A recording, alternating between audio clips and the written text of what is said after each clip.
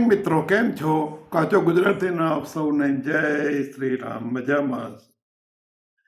અમે નાના હતા ત્યારે શું છે કે અમારા ઘરની પાસે જે બસ સ્ટેન્ડ હતું એની પાછળ એક મૈસૂર કાફે હતી. મૈસૂર કાફે પર આવે બધા છોકરાઓ, 3-4 જણા બેઠા હોય એટલે પછી સીધો જ ઓર્ડર કરે કે પંખો ચાલુ કરો, ઠંડુ પાણી લાવો, આજનું છાપું લાવો અને 1 કપ ચા લાવો. 1 કપ ચા હોય અને 3 રકાબી લાવો. એમ કે 1 કપ ચામાં 4 જણા ચા પીવે, ઠંડુ પાણી જોઈએ, પંખો જોઈએ, આજનું પેપર જોઈએ.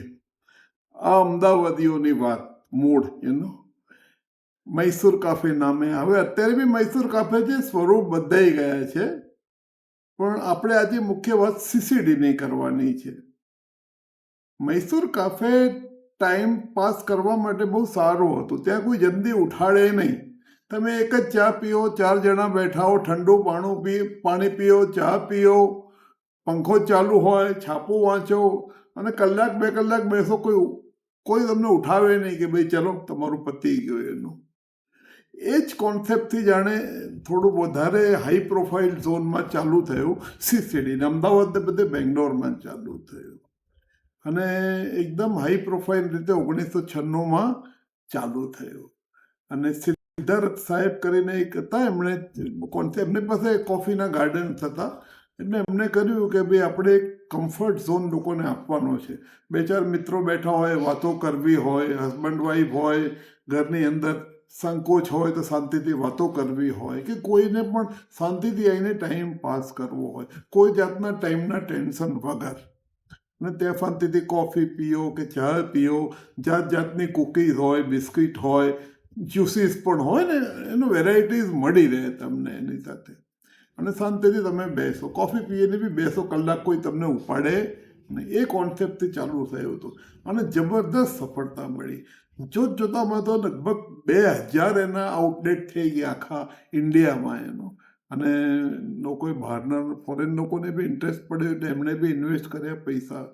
પણ ફાસ્ટ એક્સપાન્શન કરવાના ચક્કરમાં દેવું વધી ગયું અને દેવું ઘટાડવાના એમણે ઘણા પ્રયત્ન કર્યા સિદ્ધાર્થ સાહેબે, પણ સફળ ના થયા. 2019માં કમનસીબે એમણે આત્મહત્યા કરી. એમના ડ્રાઈવરને કહ્યું કે ભાઈ તું થોડી વાર અહીંયા ઊભો રહે, હું આવું છું. એકચ્યુઅલી એ નેત્રાવતી નદીનો કિનારો હતો કર્ણાટકમાં અને નેત્રાવતી નદીમાં પછી એમણે જંપલાયું. થોડી વાર આવ્યા નહીં એટલે ડ્રાઈવરે પછી તપાસ કરી અને છેલ્લે એમની ડેડ બોડી મળી. Very unfortunate. આટલો મોટો કોન્સેપ્ટ ઇન્ડિયાને આપ્યો એનો, કાફે કોફી ડે, અને એટલું બધું સક્સેસફુલ, પણ આ દેવાના ચક્કરમાં એ રહ્યા નહીં. આ વસ્તુ બની જુલાઈ 2019માં. અને પછી શું છે કે કંપની ખોરવાઈ ગઈ. લગભગ 7,200 કરોડનું દેવું હતું. પછી 1 વર્ષ પછી એમની વાઈફે ટેક ઓવર કર્યું, માલવિકા હેગડે. એણે પછી કહ્યું કે લેટ મી સી. એ ગ્રેજ્યુએટ હતી, બીજો કંઈ ખાસ અનુભવ હતો નહીં. નોન એક્ઝિક્યુટિવ બોર્ડ મેમ્બર તરીકે હતી બોર્ડમાં, એટલે ખાસ એવો અનુભવ હતો નહીં, પણ એણે જમ્પ લેવું. એણે દેવાનો અભ્યાસ કર્યો અને પોતાની પાસે કઈ કઈ એસેટ હતી જોઈ. એમાં ઘણી બધી નોન કોર એસેટ હતી કે જે આ બિઝનેસ સાથે સંકળાયેલી નહોતી અને બહુ રિટર્ન બી નહોતી આપતી. એટલે બધી એણે એસેટ વેચવા માંડી.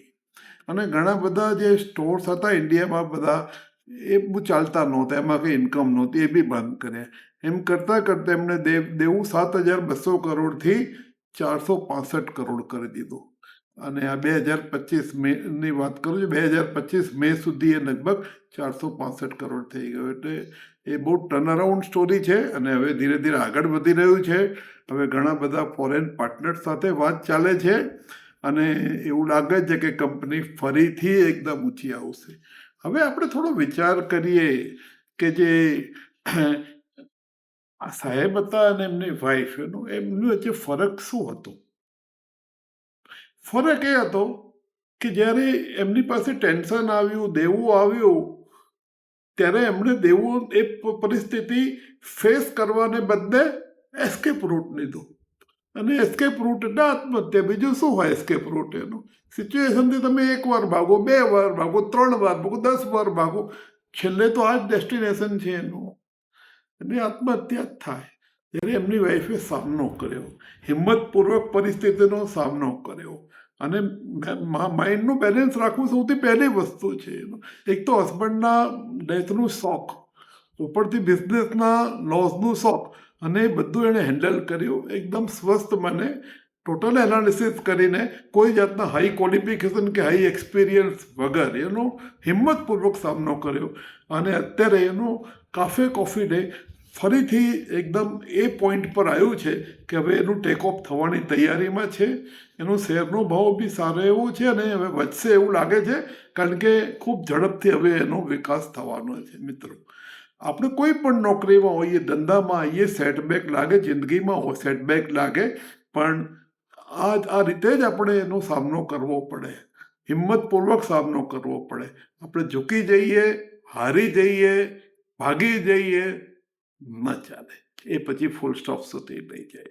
અને જો તમે ફાઇટ બેક કરો, સામનો કરો હિંમતથી, તો તમે પાછો હાઈટ પર પહોંચી શકો, સિદ્ધિની હાઈટ પર, સફળતાની હાઈટ પર, તમારા સેટિસ્ફેક્શનની હાઈટ પર.